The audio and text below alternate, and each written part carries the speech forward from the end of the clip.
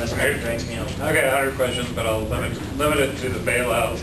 And the things that upset me is that my business depends on selling to Medicaid. It's not something I want to do. I don't have a choice. That's the only option I have for funding of serving people with disabilities.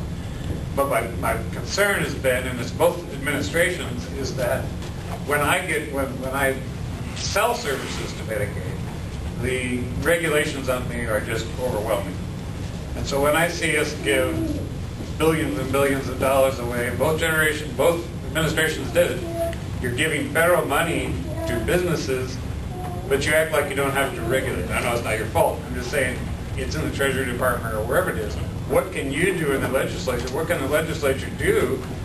Isn't it, if you're going to give federal money away, people have to be accountable for that money. And I think a lot of people in this room probably are angry because we didn't tell them, we didn't restrict what they could do with that money.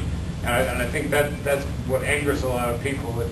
It upsets me because I know what I have to go through to get federal dollars, and mine's a pittance compared to what has gone on. Well, John, if I can just say, and I'm going to press my answer. I know I've got a live radio coming out the other end of this thing. I just checked the time on that. So, okay.